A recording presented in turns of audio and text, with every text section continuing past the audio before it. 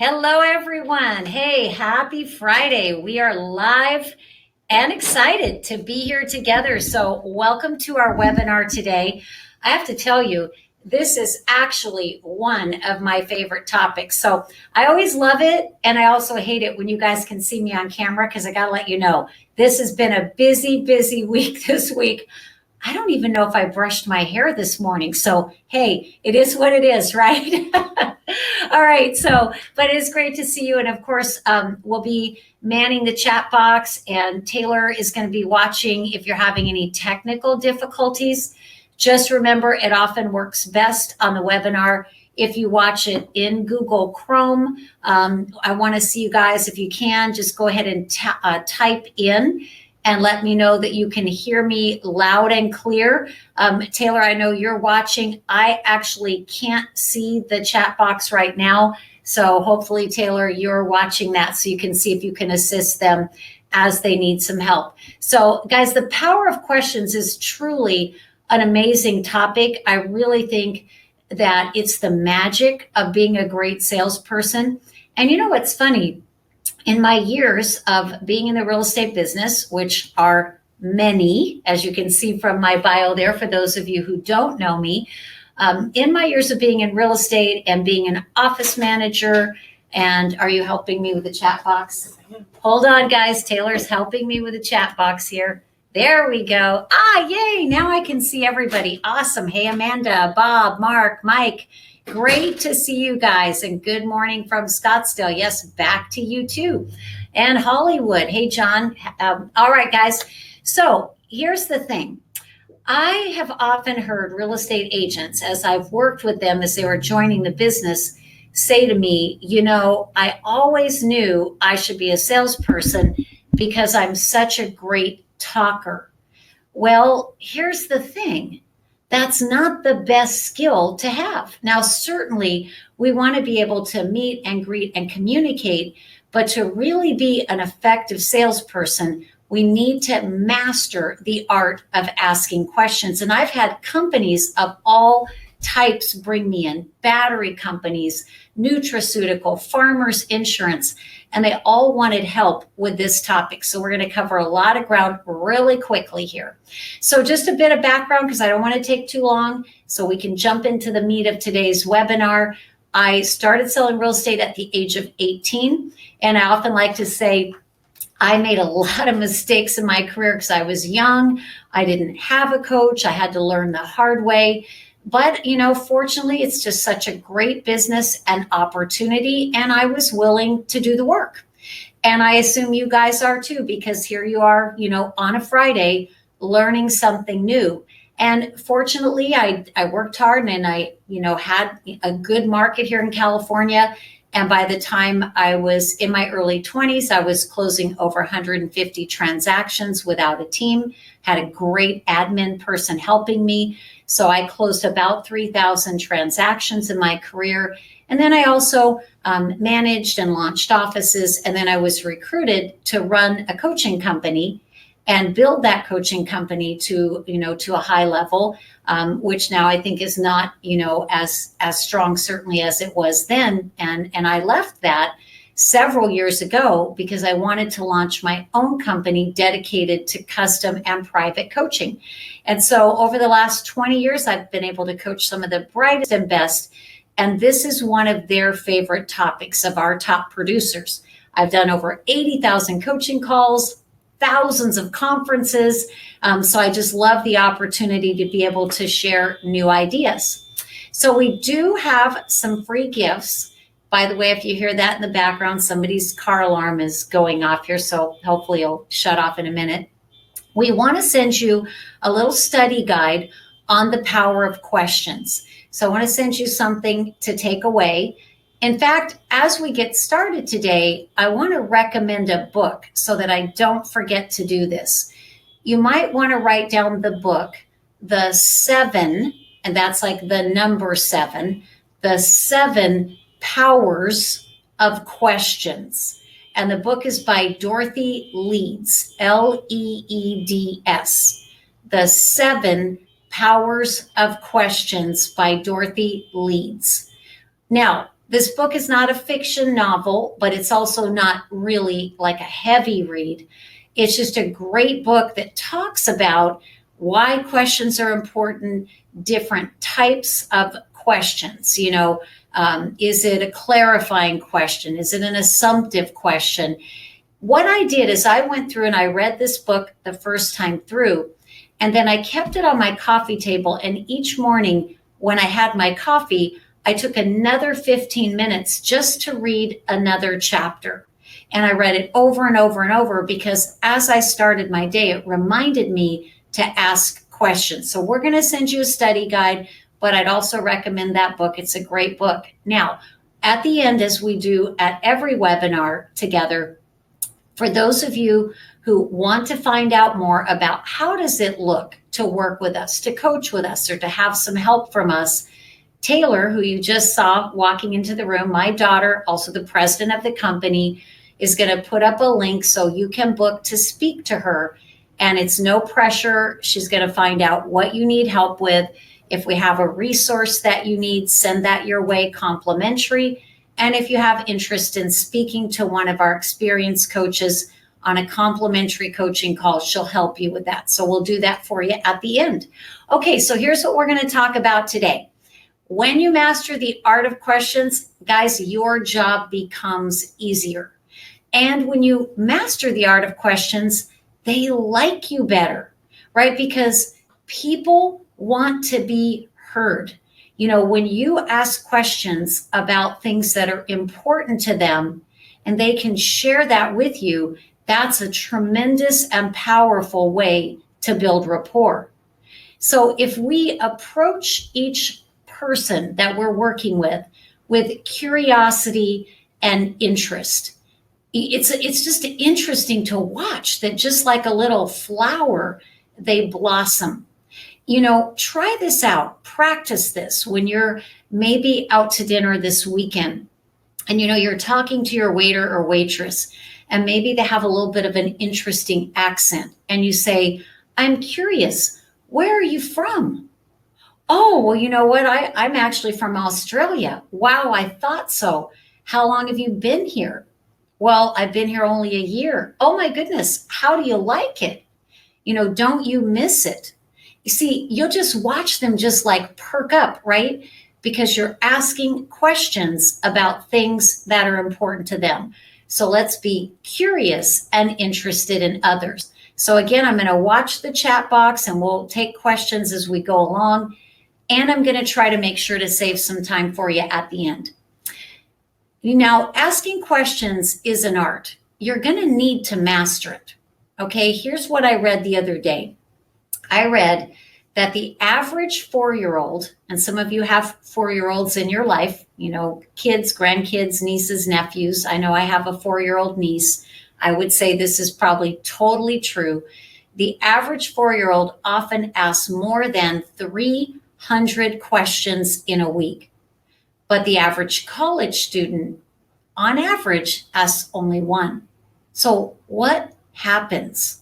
What happens to us? Well, for those of us who are parents, I wonder, did we cause part of this? In other words, how we might have said to our kids, stop asking so many questions, or don't ask them that question. That's rude. Maybe that happened to us. Maybe our moms talked us out of it. But I also think our lives just get busy. There's a lot on our mind. We become very self-focused. So we want to get back in touch with that power and that ability to ask questions.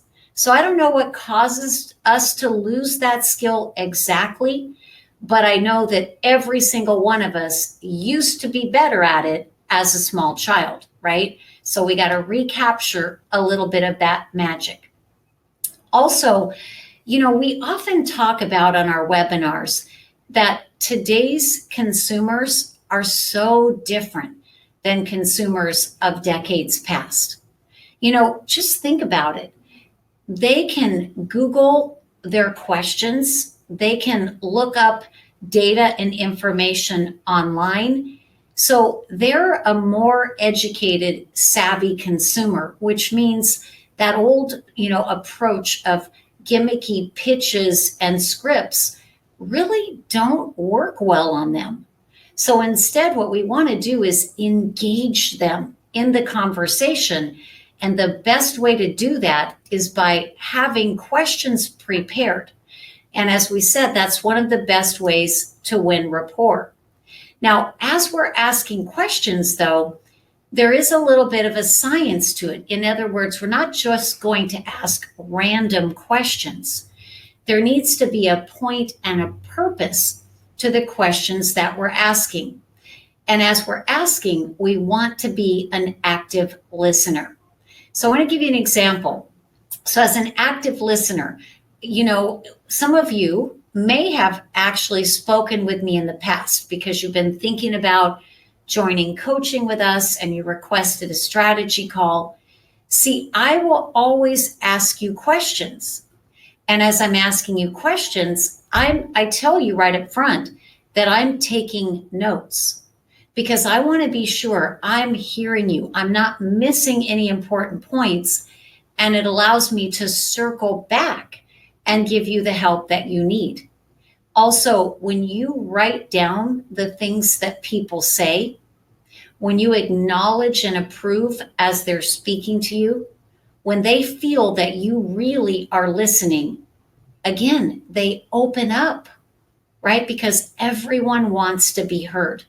So become an active listener. Now, if you have a little bit of a problem with that, then just simply start taking notes, because when you take notes, it slows down your need to talk, okay? Because you're focusing on those notes.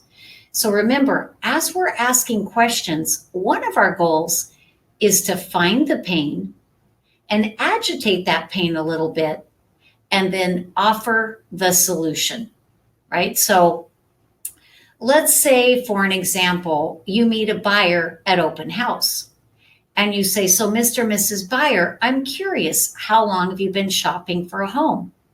Well, we've been out here looking at open houses for about 6 months. Wow, 6 months, that's kind of a long time. I'm curious, how's that going for you? Well, it's a little frustrating. We're not really finding what we need. But, we just think we need to do this on our own. We don't really need an agent because we can run around and we may end up just working with the listing agent. Or sometimes they say, we have 4 or 5 agents that we're working with because we think that's best to keep our options open. Well, I can understand how you might feel that way. If I weren't in real estate and didn't understand how it really works, I might feel that way too. So again, if we go back to the fact, though, that you're spending a lot of time and a lot of frustration and you're not finding the home that's the right fit. And then also, there's kind of that window of opportunity in the market that we have right now, that before the summer market where all the buyers come rushing in to compete with you, this may be a really good window.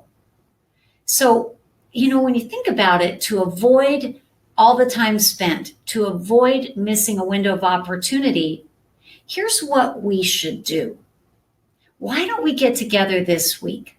Let me show you some samples. See, I want to find the pain, because right now, they don't think they have any pain. They think it's fine to run around and waste time and shop on their own.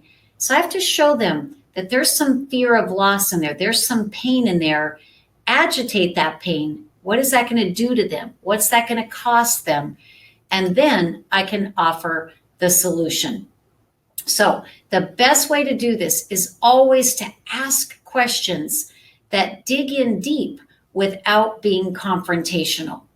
So let me give you another example. Let's say that you have a seller and the listing's overpriced and the seller has not been listening to you as you've been trying to get a price adjustment.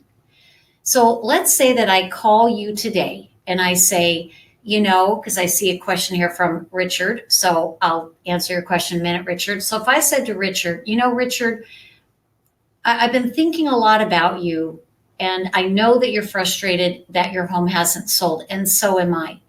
So Richard, let me ask you a couple of questions, if I may. See, when you're going to dig in with questions, often it's really helpful if you ask their permission to do so. Because if they give you their permission, now it's carte blanche, right? You can dig in.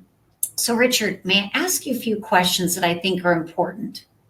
So, first of all, has anything changed with your plans to accept that job in Washington, D.C.?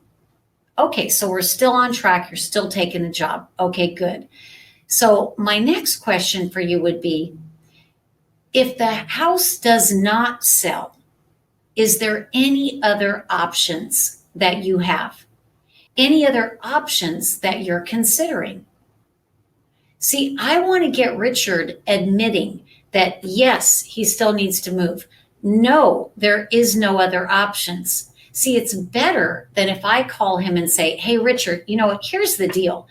In about 90 days, you're going to have to be in Washington. It's going to take us at least a month or two to get the property sold and closed if it's priced right. And you know what? If you don't do this, you're going to be stuck. You're going to be stuck owning two houses. See, I could say that. That wouldn't be bad. It would be actually accurate. But how much better is it if I get Richard to say it? Now, what if Richard says, which sometimes they do, oh, well, you know, I could maybe just rent it out.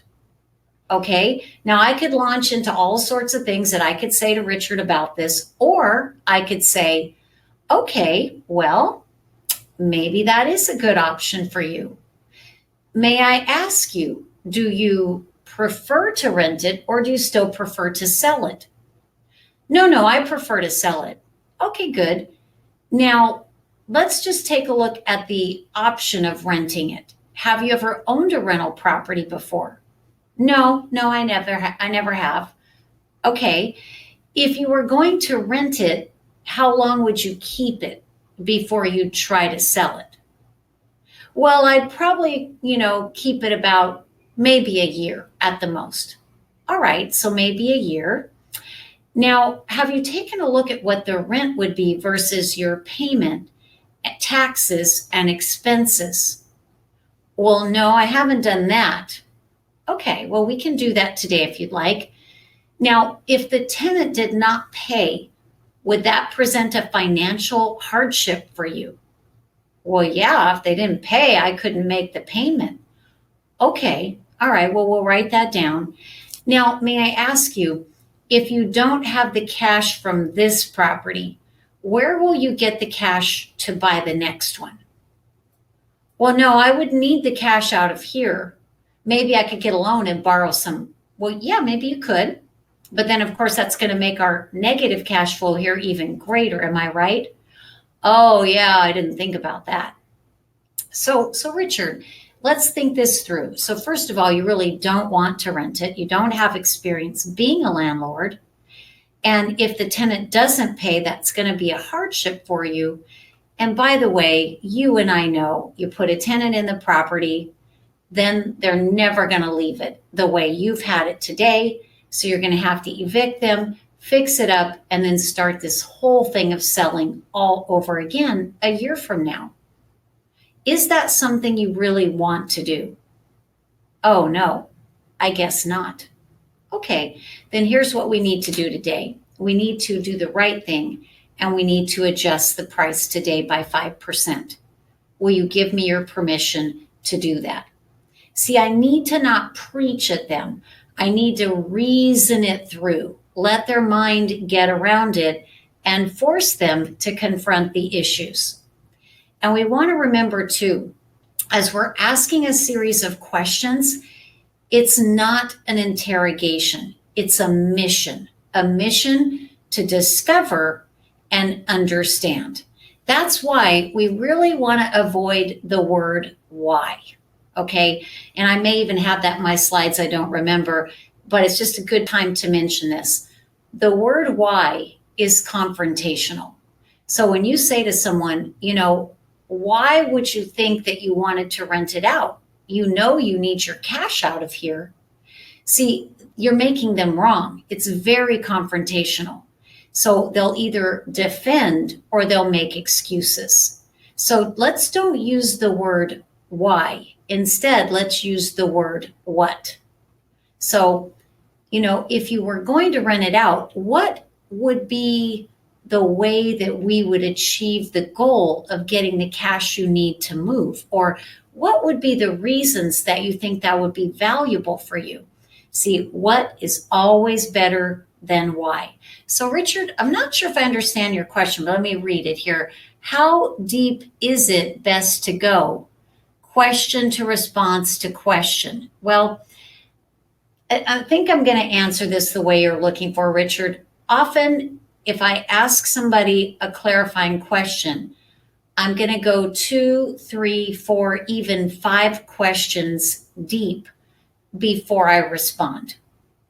So I'm trying to think of an example. It's just kind of hard here on the fly on a busy Friday. So, for example, let's say that a buyer decides that they want to make a low offer. You've shown them a property, it's a great home, and you know they should buy it, but they're going to suddenly make a low offer, and you're just so afraid they're going to lose it. So I might say, Joe, let me ask you a question, if I may. How much do you really like this particular property? Well, I like it. No, I like it a lot. It's probably one of the best ones we've seen. Okay, good. Now, how do you feel about the area? Is this where you guys would like to be? Well, yeah, I really want to be here. Okay, good. And then may I ask you this? How did you arrive at that number that you're thinking of offering? Well, I don't know. I just thought, I'll just offer 10% less. Isn't that what you're supposed to do? Well, not really. I mean, I can understand why maybe you had that thought. It's just not typically what's happening in our market today. So, can I ask you this, Joe? What's the most you're willing to pay for this particular home to be certain that another buyer doesn't take it away from you? Well, I mean, I guess if you put it that way, the most I'd be willing to pay is X. Okay, well, we could certainly offer that because we never know. We may have only one shot at the property. If they were, though, to give you a counter offer, Joe, would you pay any more? Well, I might bump it by $5,000. Okay, so Joe, here's my suggestion as your agent. You can offer whatever you choose. But if our goal is to get this property for you, then my suggestion is we put our best foot forward and we make the best offer that you're prepared to make. So, Joe, are you prepared to make your best offer? Now, I think if we went back and listened to this, I believe there were probably about 6 questions in there. So you see what I mean, guys? Don't water ski over the conversation. I want you to scuba dive and go deeper, right? Because that's part of engaging them. Because we're trying to really learn and master this art of asking questions, I think that Dorothy Leeds, in her book, The 7 Powers of Questions, I think she suggested this. I think that's where I got it, to have some index cards. And before any important phone call, before any important meeting or negotiation or listing appointment, write down for yourself 3 to 5 good questions. And it is perfectly fine to carry those questions in with you. If I came to list your home and I said, Jonna, I wrote down before I came over today a few really important questions for you. May I ask those of you now?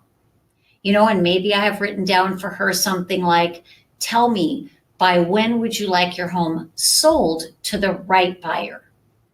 May I ask you, did you have any questions or concerns for me that were really top of mind that you were worried about? What are your expectations of the professional real estate agent you hire? Did you have a price in mind that you were hoping we could launch to the market with? Now, you're not interviewing any other agents, are you? You see, I could have my 3 to 5 questions, but those could be whatever are appropriate for that particular situation. So when you're writing your questions, here's what we want to be thinking about. What information are we trying to get answers to? Absolutely. What conversation are we looking to open up? That might be to dig in a little deeper into their motivation. And then the third thing could be, what are we trying to help them self-realize? So as you write your questions, I really want you to be thinking about, where are you trying to lead them? Now, if you have this series of questions, it can sound a little bit interrogational. We want to be sure it doesn't. So there's a couple things we can do. One is use your question softeners. So question softeners are, I'm curious, I was wondering, may I ask you? Please tell me more about that. See, just sprinkle those in. Now, you don't have to put that in front of every question you ask, maybe every second or third question. And if we can make sure too that we're acknowledging their answers. Now, some of their answers you might be approving of because it's like, yay, great answer. I totally agree.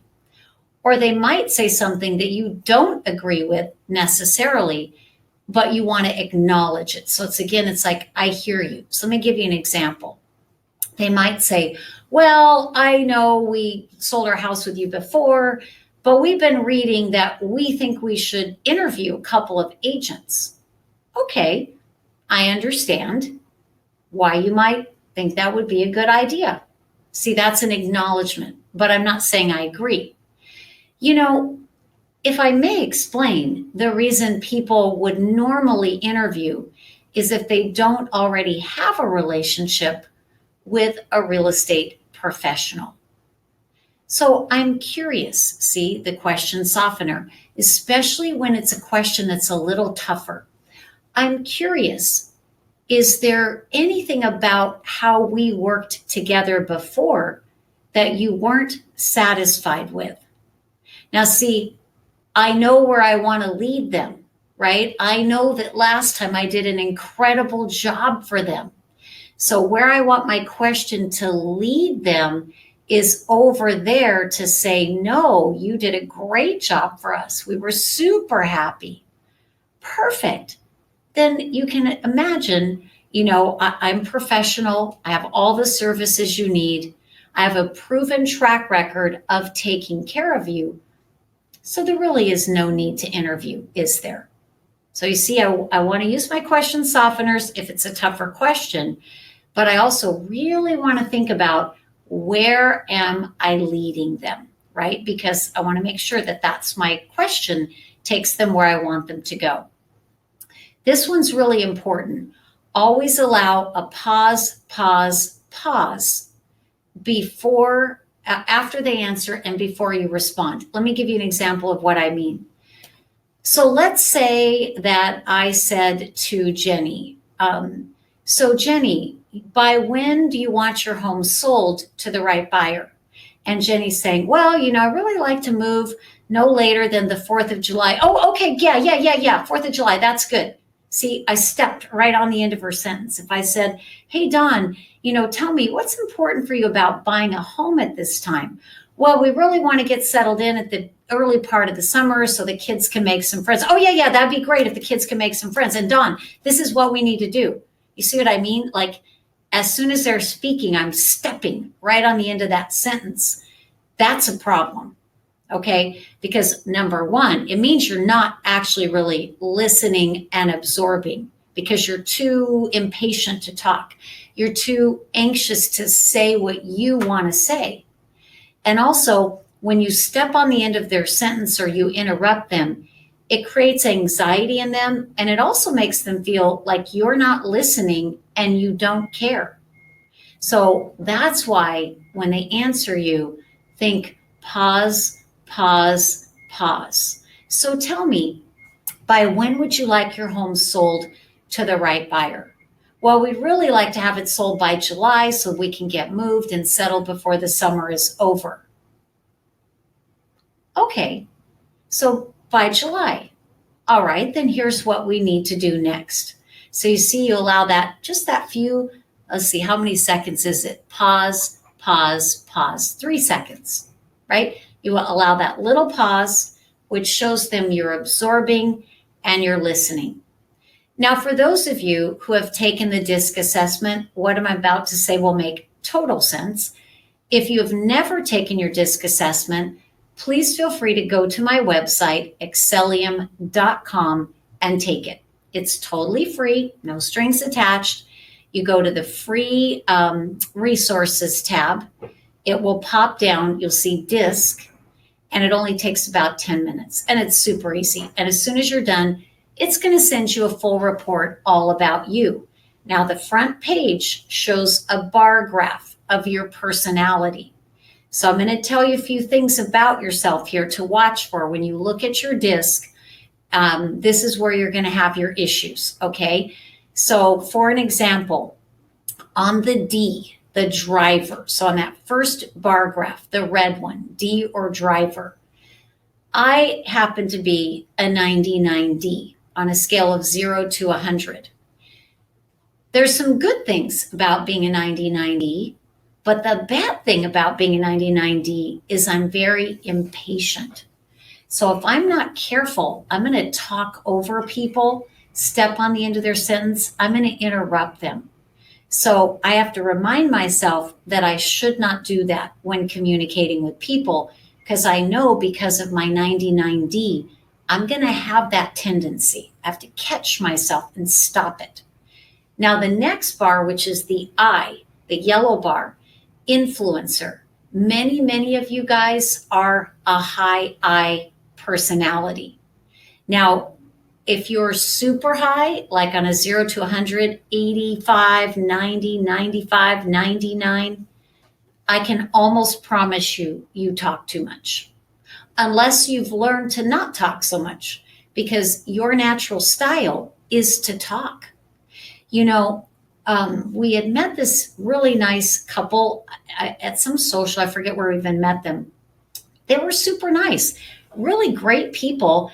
And they kept saying, we should get together, we should get together. So finally, last Friday night, I invited them over for dinner. Well, I didn't ask her to take a DISC test before coming to dinner, but I can tell you guys, she was probably a 99I. And she never stopped talking. She did not stop. They came at 5, and you know, I actually go to bed early, so I was kind of hoping they'd leave fairly early, but they came at 5 and they left at 11.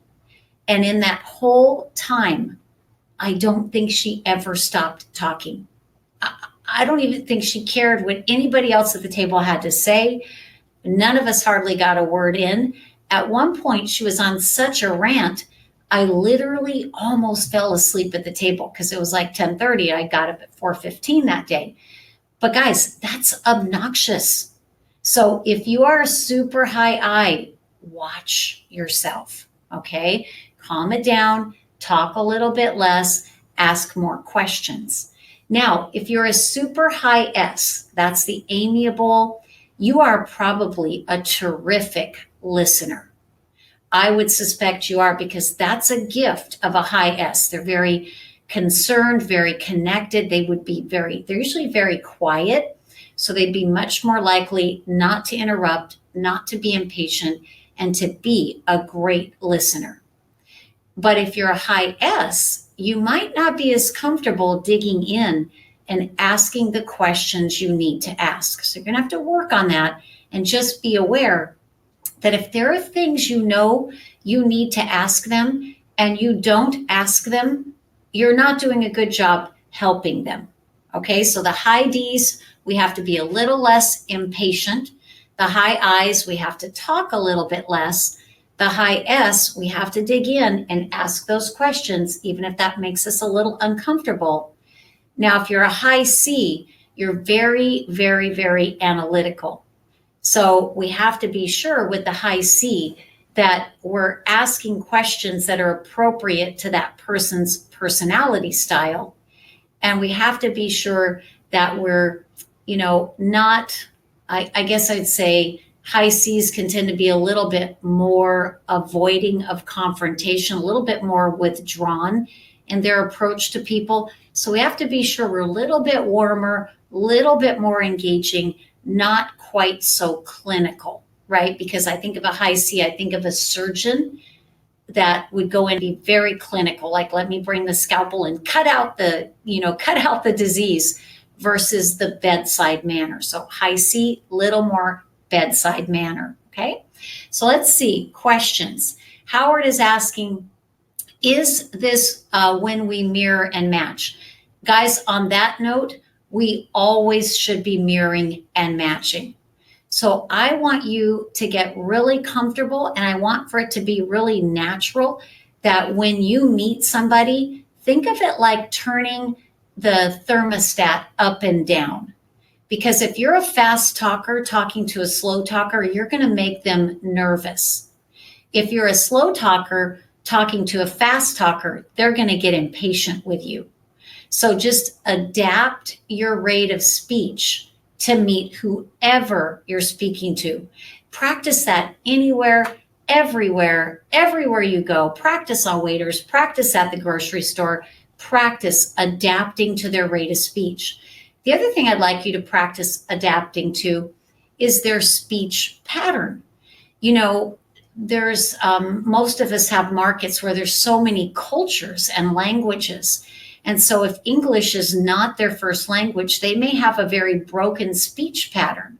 So if I'm speaking to someone who doesn't speak English as their first language, and I'm talking really fast, and I'm throwing all kinds of slang and all kind of words in there, that they're not catching it. And if they're not catching it, they're not going to move forward in their decision. So absolutely, mirror and matching is great.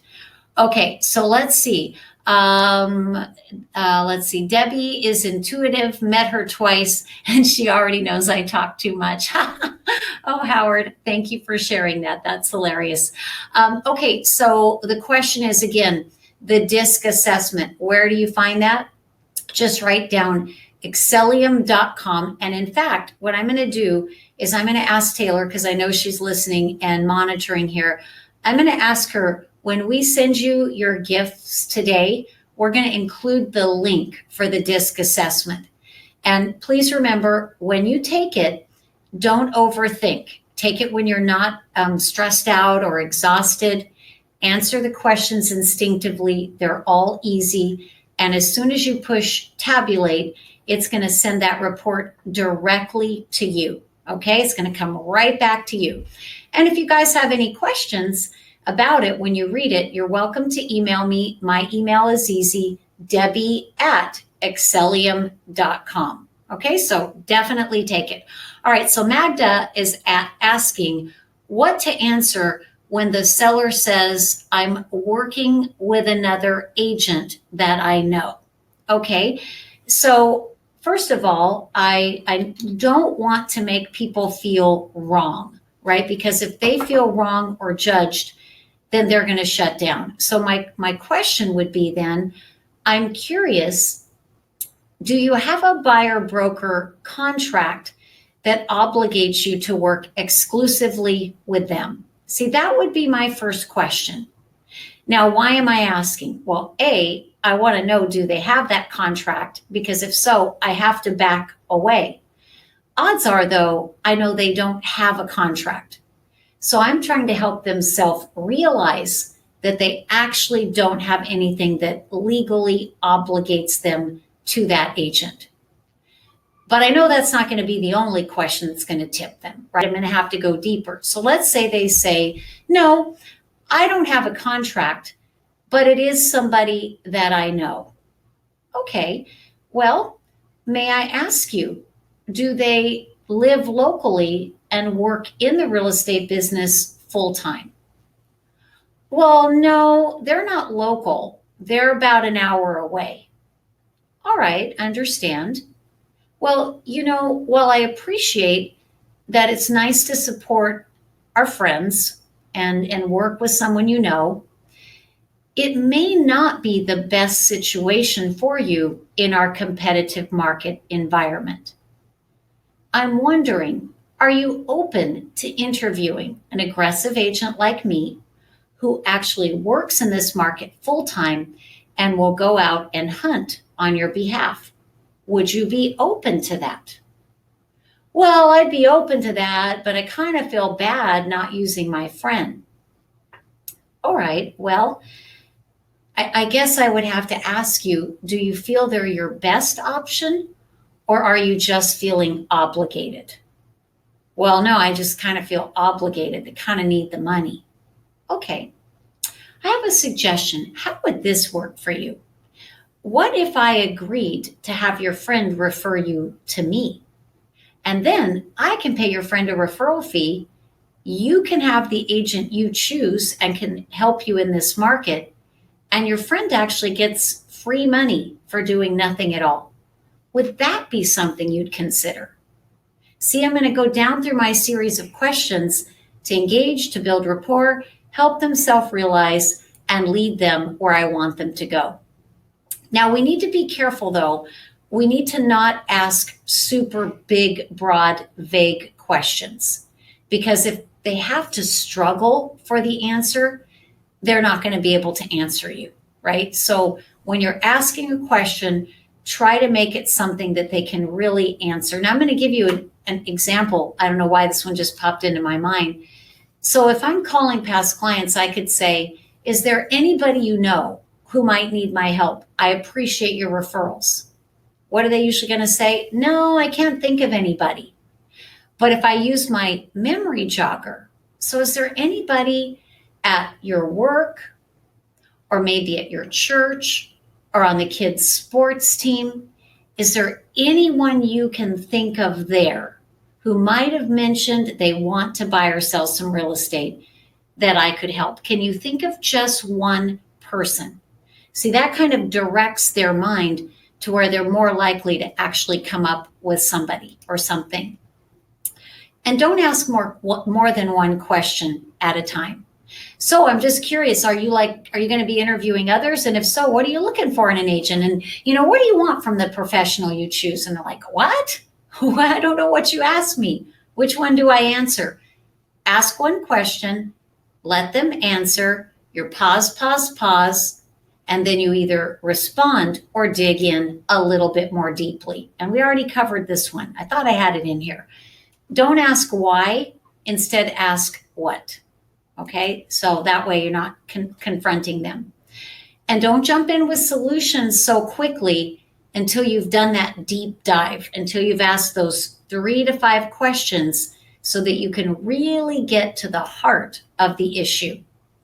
And please consider your clarifying question as your friend. So before you jump to answer, think about, what is the question I can ask to really clarify this? I'm trying to think of one. Let's see, a good one. So what if they asked me, well, will you cut commission? Because, we sold our home with you before, and we were just thinking that maybe this time you would be willing to give us a discount. Okay, well, that's a fair question. So may I ask you, were you satisfied with the job that I did for you previously? Oh, yes, we were delighted. Okay, great. And I so appreciate the opportunity. And also, would you say that it's important that I really put my full resources and benefits, time, money, and energy to work in helping you to achieve your goal of selling the home for the highest price? Well, yeah, no, that's really important. Okay. And of course, you do realize that you don't pay me a dime until I perform and you get the offer you want, you agree to take it, and the transaction closes, right? Oh, yeah, that's right. We know. Okay, good. So considering the fact that I'll do a great job, you also know that I'm going to bring everything to bear, and I'm really taking all the risk on here to spend my time, to spend my money, and you don't have to pay me unless it all works together perfectly and you get what you deserve. Then it just makes sense, doesn't it, to go ahead and just list at the full commission that will give everyone the incentive to work aggressively on your behalf. So let's do the right thing. So see, I want to go into those clarifying questions before I jump in with my objection handler. Okay, so we have a question. What about when you're cold calling and the lead says, yes, we're selling in the next month, and we've already made up our minds of who we're going to be listing with? Okay, well, good for you that you're selling. That's exciting. And I'd probably try to build a little bit more rapport. I'm curious, where are you guys moving to? Oh, that's a great location. That's fantastic. Now, when exactly do you think your home will be hitting the market? Oh, not for at least 30 days? Okay, fine. I'm curious.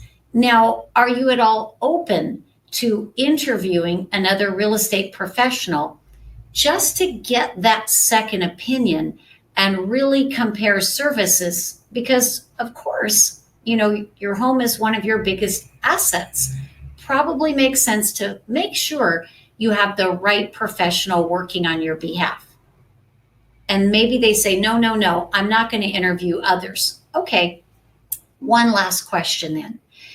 Would you be possibly open to having me see your home in the next day or two? And then I can come back and examine my pipeline of buyers, because you never know. I work with so many buyers. I might have just the right one for you who would buy the home without the headache of going on the market. Would you be willing to show it to me?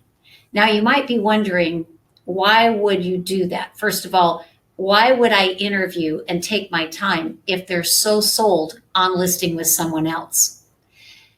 I wouldn't if I felt they were really that sold. You know what I mean? Like, I'm not going to waste my time. But I'm also wondering, is there any opportunity here? Because I know they're going to list. And if I feel there's a valid enough opportunity to make it worth it, giving that second opinion, I'll go in.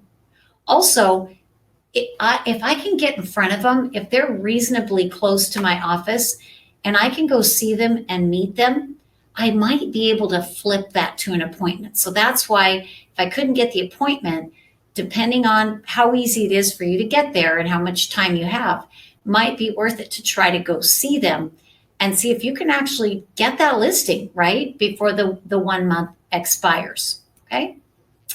So when you're asking questions, let's remember, A, we want to get information. B, we want to help them self-discover. Your goal is that they're going to do most of the talking. I used to do something to myself when I was really working hard on these questions. I would actually record my listing appointment. I would ask the client, I would say, we're going to talk about some important facts and details today. So with your permission, I'd like to actually record our meeting. And then what I'm going to do is I'm going to go back and listen to it so I can pick up all the things that are priorities to you. I want to make sure I don't miss a thing. May I record it? And they usually said, sure, that's fine. So then when I went back and I listened to it, I listened for this. I wanted to make sure that I was only talking 50% of the time and that they were talking 50% of the time. And then in the time that I was talking, I would literally count how many statements did I make, how many questions did I ask. Because see, my goal on my talk time was that it was 50-50. 50% questions, 50% statements. Not mostly statements. Okay, so it's a great exercise if you're willing to do it. And I found I learned a lot of other interesting things too about myself listening to those presentations. And of course, we started off a few minutes ago saying it's totally fine to go into any meeting with your questions written down. So I also wanted to be sure we spent a minute on the best pattern for handling objections. So here's the steps because it involves questions. Step 1, when you get an objection, repeat back a little bit of what they've said. Now, I'm not saying be a parrot, just repeat back a little bit of what they've said. So let's say, for example, you're showing them a house and they say, I think the master bedroom's a little small. Okay, so you feel the bedroom's a bit small. It's kind of a form of acknowledging it too, like I heard you. I understand why you would bring that up because it's not as large. as some of the homes that we've looked at. Now I'm going to ask a clarifying question. Because it seems that you really love the home, I'm curious, would a few feet in the master bedroom stop you from purchasing it? Okay, so if we go backwards, let's go backwards. It's important, but simple pattern. Hope you write it down. Repeat back a bit of what they've said. Acknowledge it, not approve of it, but acknowledge it. And then ask a clarifying question or more to be sure you completely understood what they were saying. And then allow that pause to show you're taking it in, you're listening, and then now you can handle the objection and close them again. Okay, so I'm going to go through it one more time. I want you guys to write it down, and I do want you to practice it. So we start with get an objection, you repeat back a little bit of what they've said, you acknowledge it. Next, you ask a clarifying question or more to be sure you understand, and also to help them self-realize. You allow that pause before you speak to show you're listening, and now you handle the objection and close again. So Ron is saying he's having problems converting FSBOs to an appointment, and then how do I ask for the appointment after they let me in? Well, I do think it's great, Ron, to go for the listing appointment with the for sale by owner, but I agree with you, at least I think I'm reading between the lines here. If they won't give you a listing appointment, I do think it's absolutely worth it to go ahead and say, well, as a professional agent, I think it's important that I see all the good properties that are for sale in our area. May I come and see your property today? Well, yeah, but I'm not listing it. Okay, but you're open to showing it to me. Well, yeah, I'm open to showing it to you, but I'm only going to pay 1% if you have a buyer. You know what, guys? I just hear blah, blah, blah. I'm not going to try to handle those objections right now. I need to get in front of them. And then to Ron's question, once I'm in front of them, I'm going to be asking questions, probing for motivation as they're touring me around. And I'm going to ask them, how long do you feel you'll try it on your own before you'd consider listing? Often they have an answer. Well, 2 weeks, 1 month. Perfect. Because you might need a plan B. Let's do this. I'm happy to sit with you here at the table now and spend just a few minutes sharing with you what an aggressive agent like me can and does do to get your home sold at the highest realistic price. And that way, if you need me, you'll know who to call. And by the way, the extra little benefit in all of this is you might pick up a couple of good ideas you can even use that helps you sell the home on your own. And if that were to happen, maybe you could just send me a referral in the future. So why don't we sit down and let me show you what your plan B can be. And see, I always had the listing agreement with me. I didn't even really worry about running a full CMA for them because I know the market, I know what they're asking, I know nobody's buying it at that price. So I kind of have a pretty good idea. So you sort of have to be ready to go on the fly. Now, if they won't do that with you or their spouse or significant other isn't there, then you'd probably want to say, can I set a time tonight, tomorrow to come back and show you what I can do for you so that you'll have an additional option.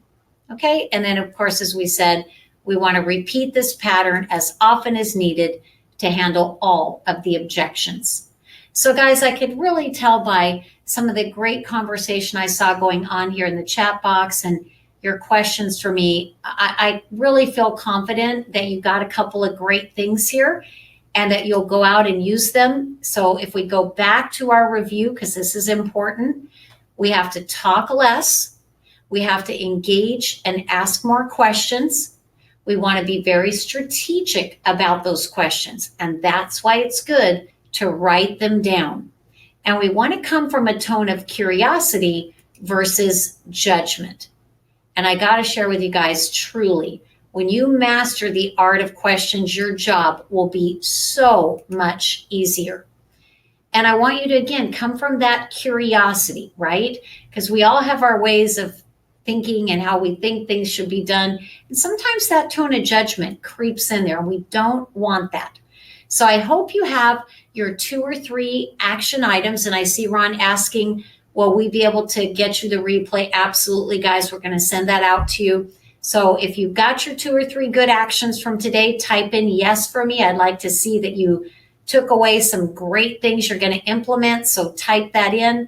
And I really hope you guys feel that this time together was well spent. Thank you. I see Simone says yes. Howard says yes. Great. Sandy says yes. Awesome. Thank you, Don, Barbara. We have such a great group today. And guys, I truly am confident that you more than most, because you showed up here to learn something new, you engaged, you participated, I expect that you will go put this into action. But I want to throw this out there for you just before we wrap up, because there's another gift here coming your way. What if there was a better way?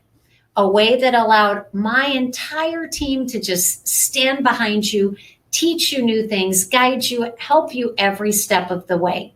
So this is my daughter, Taylor. You see, she's not scary, right? She's not a salesperson on a floor, making cold calls that doesn't understand you. She is a licensed real estate agent. She's worked with her father, a 34-year veteran in the business. She gets it. She knows what you're struggling with. So if you go to this link, www.businessstrategycall.com, here is what's going to happen. What's going to happen is you're going to get sent a link to Taylor's calendar. Taylor is going to get on the phone and talk to you, and she's going to ask you, what do you need from